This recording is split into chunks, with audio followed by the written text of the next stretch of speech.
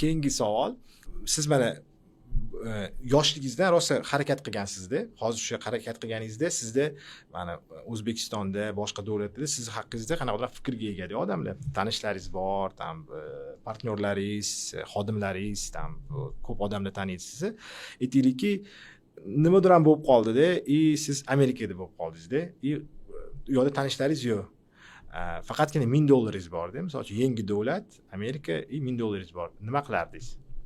Haligi gapirmay iltimos, O'zbekistonga telefon qilib pul yuboringlar derdim.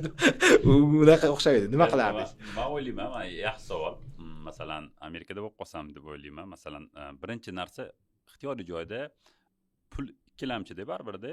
Birinchi narsa baribir tanishlar bo'lishi kerak-da. Ya'ni odamlarni bilishingiz kerak-da. Odamlarni bilsangiz, masalan, sizga ular pul berishi mumkin, investitsiya qilishi mumkin.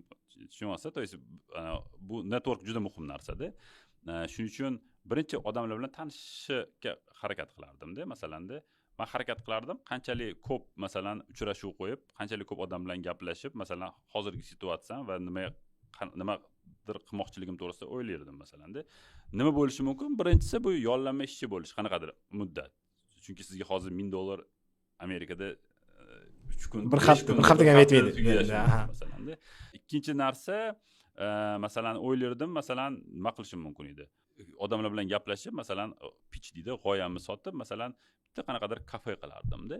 Kafeda coffee shop, masalan, kafenyami. Nimaga coffee shop? Chunki ko'p odamlar keladi, masalan, va uni ham oldi joyda qilardim, ya'ni ko'p odamlar bilan tanishish uchun. U coffee shop sotish uchun emas. Qanaqadir Silikonovoy dolinaga borib olib. Ya'ni bu ham network qurish. O'ylayman, network qurganingizdan keyin siz o'tda, ya'ni odamlarni bilganingizdan keyin va o'tda odamlar bilan ko'p gaplashganingizdan keyin siz ya'ni lokal muammolarga tushunishni boshlaysiz. Lokal muammolarni tushunganingizdan keyin bu degani o'tda sizda bozor imkoniyatlari ko'rinadi. Keyin bir chuqurroq nimadir qilsangiz bo'ladi.